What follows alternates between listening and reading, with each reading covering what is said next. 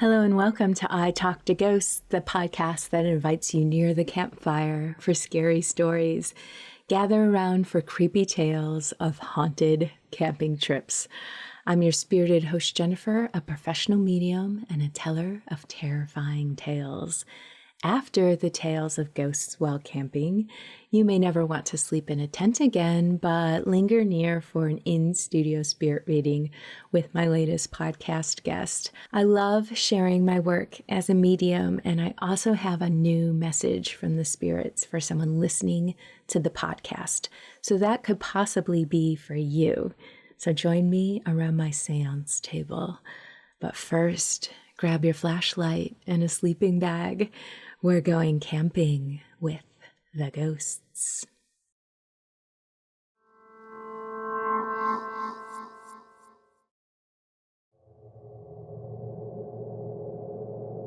This happened to me when I was 14. I was a Boy Scout and we were on a camping trip. We arrived when it was already dark, so we were told to go out and find some rocks to build a ring around a campfire, and that we should go in pairs. I went with a friend, each of us holding a flashlight. We were camping near a hill, so we ventured up it, looking for rocks. And suddenly, we heard someone walking in the leaves. We pointed our flashlights towards the sound and saw something I haven't been able to explain, even to this day. There was a shadow of a man with his hands on his hips. The figure was pitch black, even though we were both shining our flashlights towards it. I looked at it for a moment and got so scared that I started to run. But my friend was frozen in fear, and all he could do was yell at me, "It's only a bird, it's only a bird." I ran back to him, and he was white as a sheet. I had to grab him to make him react. We then heard someone running through the leaves. I frantically looked for the source with my flashlight, but I couldn't see anything. We both ran out of there as fast as we could. At camp, we didn't say a word, nor did we ever talk about the incident with anyone other than ourselves. I would have written this story out of my life as a nightmare and probably forgotten about it altogether because I was so young at the time.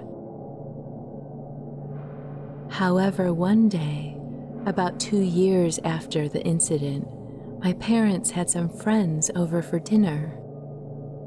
After dinner, they were sitting around telling ghost stories and talking about strange things that had happened to them in their life, when my father started to tell a story about an encounter with a shadow form.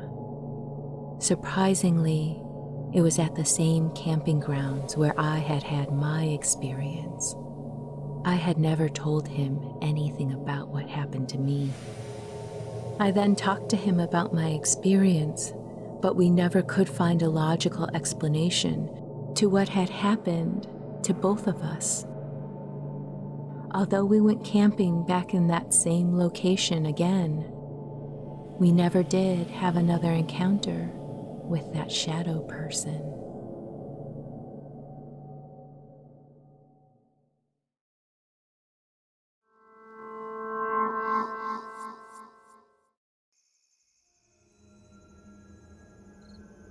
This happened to me when I was little. I went camping with my older brother and my mom. I was about 7 or 8 years old. I went to bed around 10 p.m. in a sleeping bag inside my tent with both my mom and my brother. Sometime during the night, I don't know when, I woke up somewhere in the middle of the woods, still in my sleeping bag.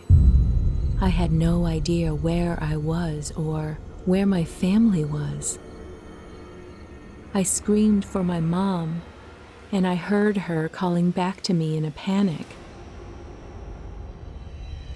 She was easily 100 yards away from me. To this day, I have no idea how I ended up in the middle of the woods, still inside my sleeping bag. It gives me the chills just to think about it.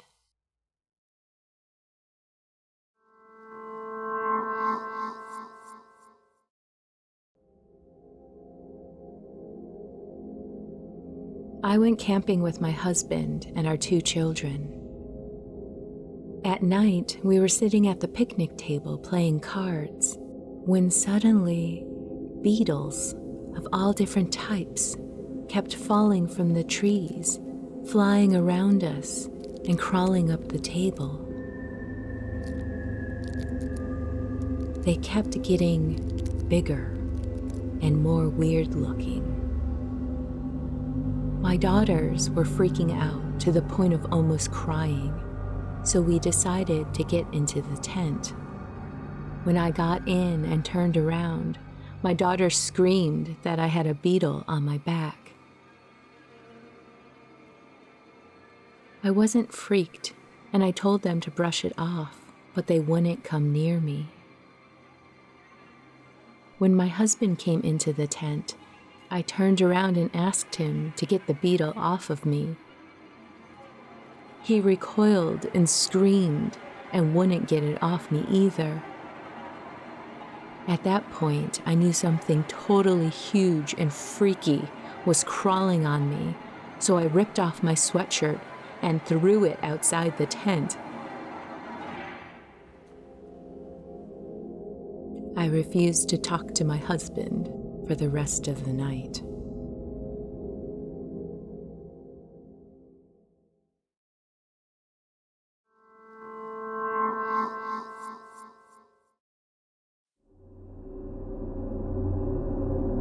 My friend and I set up a tent to camp in her yard. She lived on a farm in the middle of nowhere, and her closest neighbors were miles away. In the middle of the night, she woke me up, saying she heard something. We heard footsteps right outside the tent. I was hoping it was just a small animal because it was really quiet, but it could have been someone trying to be very sneaky. At one point, some kind of body part, maybe an arm, pressed onto the tent. It wasn't a small animal. My friend and I were paralyzed, too shocked to scream. There was about a 10-second silence until the tent's door started opening super fast. We screamed our lungs out until her mom came to rescue us. Her dad looked around their farm, but never found anyone.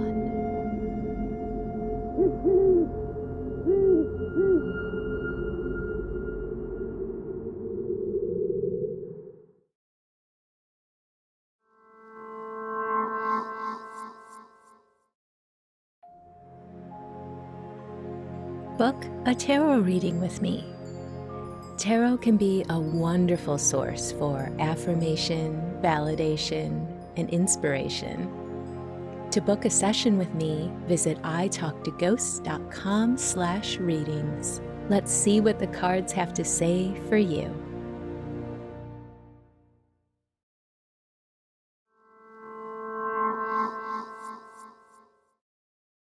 Hello and welcome back to I Talk to Ghosts. My guest this evening is Georgia. Georgia, how are you doing? Welcome to your reading. I'm super excited. I'm ready to do this. It's right. I've listened to everything you posted and I love your videos and stuff. So thank you so much for the encouragement.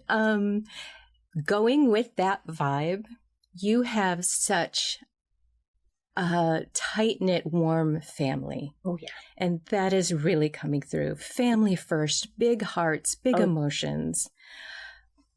Big, there's a gentleness there, but there's also a boldness. Yes. I'm pretty sure he probably nicked into my dad. He was I was going military. to ask you about your dad. Oh my God. You're getting ahead of me. You're getting sorry. No, you're good. You're good. Your dad is definitely coming through. I was going to ask if he was military, but that doesn't seem to be all of him. He's a teddy bear. He is.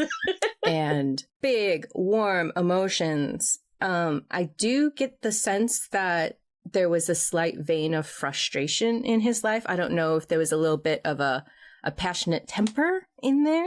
Does that make sense? Yes, makes a lot of sense. He had a temper, but it was more of, you got to live by my rules and do what I tell you to do and we'll be happy. So it wasn't like hardcore anything like that. So yeah, he's very much a teddy bear. You know what he's saying about that? He needed that sense of order in his life in order to feel safe. Yes. And when, we can look at someone's temper or, it's coming out like as frustration, like there was something he couldn't hold on to or something, or it's just like, oh, God, no, not now, type of thing. He had a rough life growing up. Mom she worked hard. She did what she could, my grandma. But my dad was the oldest and he was taught to take care of his family and no ifs, ands, or buts. So yeah, totally tap into that. My dad was very much not about his emotions. He told me he loved me every once in a while, but he never really said, hey, I'm proud of you. Mm-hmm. That was one of the things that I never got. One of the things before he passed away was him and I were sitting in his room, and he said, don't forget about me, George. He used to call me George all the time. And I'm like, what do you mean forget about you? And I says, I would never forget about you. He's like, when you leave. I'm like, huh? So that kind of sits in my heart every once in a while. It's just, did he really know that I loved him? Oh, absolutely. Absolutely. This is the impression he's showing me. He had a favorite spot to be. I can hear him breathing. And I don't know if you were aware of it at the time, how it felt comforting just to be together in the same room. And you didn't have to really talk about it. Yeah. When I was little, all I would do was sit in front of him, in front of his chair. And we'd just watch TV and watch movies. Exactly. Yeah, I knew he loved me. There is a woman coming through for me who there's a lot of happiness about her and a little bit of boldness as well. Glasses? There are a lot of glasses in your family. Yeah, there's a lot of glasses. Were they the big ones? Yeah. Yeah. Who's this? It's either my mom or my mom's friend, Vanette. She was a family friend from my mom was my stepmom, but I always considered her my mom. And then her friend, Vanette. Okay. She was like a second mom to me. Is she like very bright, like a bright light? Yeah. It's probably Vanette. Okay. She's coming through a sharp woman, bright in that way, and just smart, and something would fly out of her mouth, and you're like, wow, how did you get there so quickly? Yeah, that's Vanette. That is the energy she is coming through with. What is she showing me? Holidays seem very important to your family. Was Christmas a big deal? Like Christmas loud? Big deal. My parents would go all out, like food, and my parents like go nuts with Christmas tree and like you remember those moving like decorations? That was the full thing. Outside was covered with like lights and everything. Did someone have like the Santa hat or something? Maybe, or like an elf hat or something. Like when this came out, you knew the party was on. My dad had a hat that he would wear every year. He worked at mentally handicapped facilities. You knew that when he pulled his Christmas hat out, it was time for the holidays. Yeah, exactly. But that was what his people would know him by, as Santa Claus. He passed away a couple of days after Christmas. I want to say he passed away in 2010, and then my mom passed away 2011. So Christmas isn't the same without either one. This is what they're showing me. Tight-knit family above you, like those who came before you. Tight-knit family below you, those, with you now and going forward. It's just so important. And the lights and the music and just the sharing and the talking. Is there a little bit of gossip in your family? Yes, there is. There's so much gossip. Because that's coming through. Talking about relationships and who's doing what. And a little bit of, there's a little bit of that going on that I'm feeling. When you were younger, did you have a relative who would pinch your cheek? I did. I think it was either my grandma or my grandpa. Your grandpa's kind of showing, I see him leaning over you, kind of pinching your cheek and giving you something, like either a coin or a piece of candy or something like that. Like that was his little thing. Yep, that was my papa. He was actually a candy vendor, and he would give us candy. I just actually got, if you see this box that's up here, I got a bunch of coins. All of his coins earned when he was working at I want to say he was working at a shop for like farm feed or something like that. And my grandma had a bunch of them and split them up between all the grandkids, and I have a bunch of his coins. So yeah, it's probably my papa. He was your candy hookup. Yep. Hookup. Yep. Was. That he was. He had a whole room full of candy, and I was like, Papa, can we get our candy now? I was like, y'all need to stay out of my candy. I'm like, okay. Have some. I'm like, okay, cool. Okay, let me see what else I've got here. Holidays when you were younger. Did you get the kitty cocktails? Did you get the cherry in your drink? Yep. Yeah. I think they're showing me that. It's like, no, well, don't forget about this festive thing. Kitty cocktail, Grandma. Yeah. Okay. Was there anyone that you were hoping would come through that hasn't yet for you today? I always like to ask that, especially when there's loud, boisterous voices coming in. Oh, yeah. I knew going into this that my parents would both come through. My stepmom is very pushy, and I'm surprised she hasn't come in yet. But my dad and Vanette were the ones that I wanted to say hi to and know that they're around. And you see, it's funny how we can look at this and say, well, you were hoping, so she's being gracious, letting them come through first. Maybe she, that there was this boldness that was coming in that maybe connected with her. Just stronger opinions. Always wanted to tell you how to do things. Yep, that's her. What the right way. It's just like, no, you're not just you're doing it wrong, but just always had the opinion on. I'm seeing she have a purse on her arm. She's just kind of showing me like, here she is, got the purse on her arm. She's like this, and just, okay, no, this is what you need, this, and this is going to happen this way. And why is that over there? Right. You're describing my mom to the T.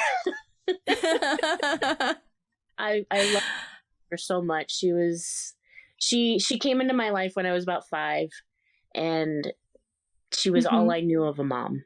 So I really miss her. She would love to still give you advice. No, I hope sure you listen to her still. Here's how she's coming in.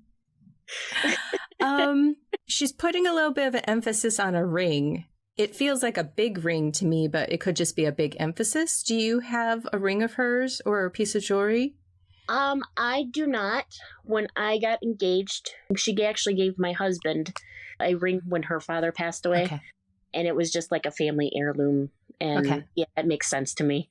Yeah. I wish I had it. My sister took. Oh, okay. Well, as long as it's being well cared for and it's not forgotten about. She doesn't want it to be forgotten. I hope so. In fact, she's like, this should be out. This shouldn't be she doesn't want it buried in a box somewhere, forgotten. Okay. She wants to make sure it doesn't get lost in the memories, that it continues on, so that kind of like the story of it isn't forgotten. Right. Because again, that whole the family history and everything is just important. Her hair, did she always have the same hairstyle? Oh, yeah. She's putting emphasis on her hair. Like, that's how you would know her. Yeah, she would always like kind of not quite like a bob, but kind of shorter than what I've got. Shorter in the back. Yeah, that was the way she wore it, and it was kind of poofy on the top so you could curl it just enough. Yeah. She always had her hair like that. Yeah. I have a couple of messages for you that everyone wants to pass along. I feel like they powwow together and like, what do we want to say? I'm sure they we're going to say this. Okay. Okay. So your messages that they wanted to share was pay attention to what has your focus. Okay. Just block out the negative and focus on what you want. Don't get distracted, don't get snagged, just take a deep breath and say, okay, I could give my attention to this, but I want to put my energy here. It makes a lot of sense. Does it? Does that make sense? Mm-hmm. And the last part is make room for amazing things. When all of our attention goes into the of things, that's taking up space in your mind, in your heart, in your soul. Just let it go, especially if it's like, this is never going to change. I need to just let it be. I've been battling depression for a long time. I want to say about 4 years ago, it hit me really hard and I ended up in the hospital. I've pulled myself out of it. I'm working on it, and my emotions are not as chaotic as they used to be. But it's a work in progress. So I appreciate it. You are such a bright light, and the world needs you. Absolutely needs that energy. And don't judge yourself for the low times. We all get there sometimes, but we know where we want to be, and sometimes we think we have to like physically upheave and get rid of it, but it's almost more of a gentle shift, where it's like, okay, I could focus this, I could be here, or I could just be here, and support yourself and be gentle with yourself in that aspect. Okay. Definitely. Well, thank you so much for meeting with me today. You have a lovely family. I want to be invited over for Christmas. We don't get together as much as we used to anymore, but we should do it this year and just have it as a memory to Mom and Dad, and we're all doing really well, and I think we should get together and do something.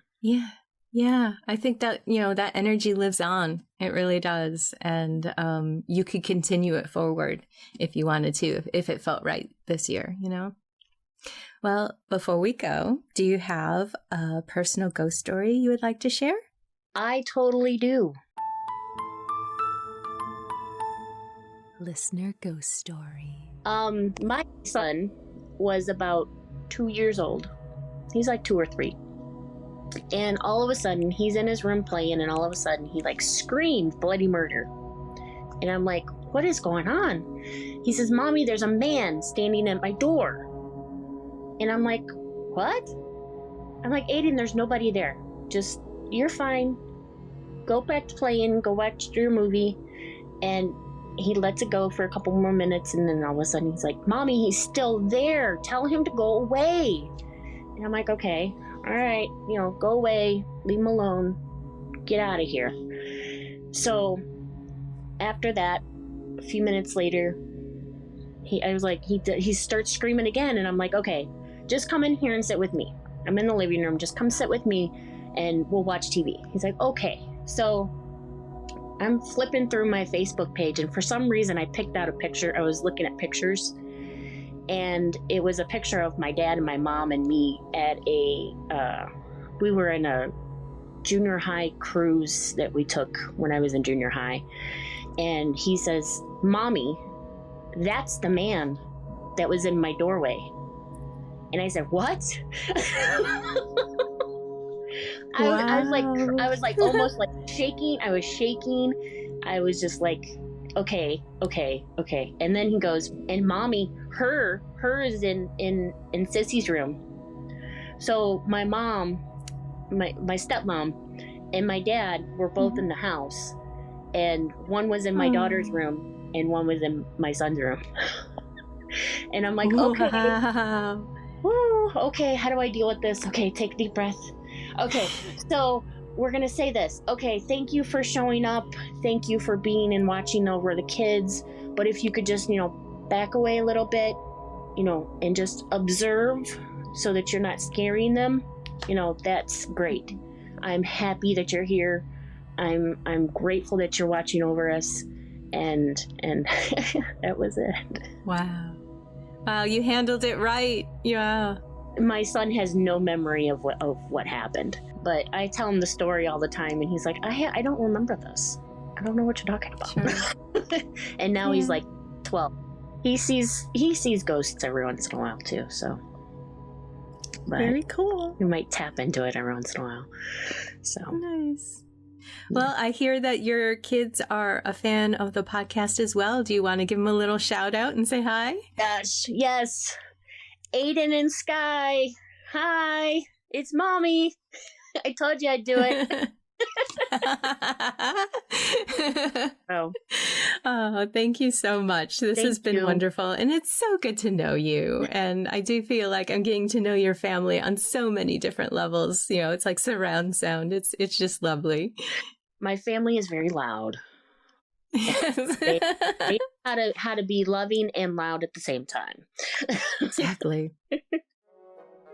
Would you like a free spirit reading with me and record your reading for the podcast? Sign up for your chance to be selected by visiting italktoghosts.com/guest. And as an added bonus, if you don't want to leave your reading up to chance, I'll let you in on a secret. There's a discount offer to book a private session with me, so you can book a date and time for certain. Visit italktoghosts.com/guest for more details. I can't wait to meet you. Hello and welcome back to I Talk to Ghosts. I have a message from the spirits this evening, so thank you for joining me around my seance table. Tonight I'm working with brecciated jasper. If you're not familiar with this form of jasper, it is associated with the root chakra as well as the sacral chakra, and it helps encourage strength and improve positive energy flow. It's also said to help remove negative energy and overcome feelings of shame or guilt over past experiences.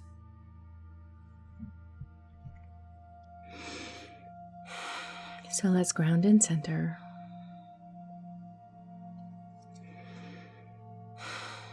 I have with me tonight someone's father. I'm feeling waves of emotion. They are not all good. There is anger. He's showing me his temper so that you could recognize that. not that he's hanging on to that emotion still. His temper shaped your life, and it's something that you still struggle with today. And with his passing, he is admitting to having a really negative outlook on things, and it was just quick to trigger so much frustration in him. And he sees that you have a short fuse as well. I know there was an incident in your childhood where you lost your bike, and I think that was a turning point for you. You felt like you were never going to have a good relationship with him, and you really separated yourself from him at that point. And there's no judgment there. That could have been for the best, but that doesn't mean that your dad's passing was easy for you. I know you have a lot of creativity, and you have a lot of potential to help people as well. And I think that is being shown to me as encouragement for you. Channel your emotions into your passions, and consider talking to someone if you feel like you just cannot get out from under this thread of anger and frustration. I know you are going to be able to understand it and move through life with grace, more grace than you ever would think possible right now. So if you get this message, let it encourage you, because you can do it. You can absolutely do it. And there is a beautiful, balanced life waiting for you. If this message connects for you, please reach out and let me know. Maybe we can do a full reading together. Thank you.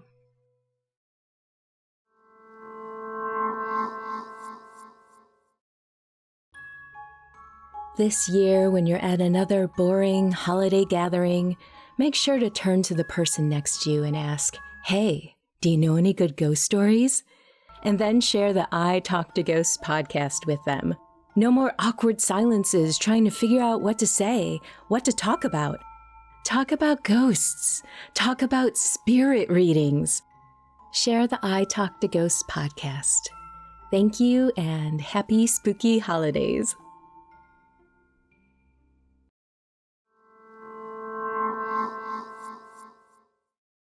Welcome back to I Talk to Ghosts. Before we part ways into the shadows this evening, dear listener, I love to give a spooky shout out to all my Patreon supporters. A big thank you to Claire, Charles and family, Peter, Raven and Jenna, Jennifer A, Jennifer C, James, Gabe, Stephen, Daniel, Rob, and Gordon. Thank you so much for supporting the podcast. You help make this show possible, and I can't thank you enough for your support. And with that, dear listener, we've reached the end of this episode of I Talk to Ghosts. I hope you've enjoyed these spooky camping ghost stories that I've shared with you this evening, as well as the spirit work. Have you ever had a paranormal experience while camping? I would love to hear about it, so please reach out. In the meantime, wherever you wander off to in this world or the next, just remember, come back and visit with me. Have a lovely evening and good night.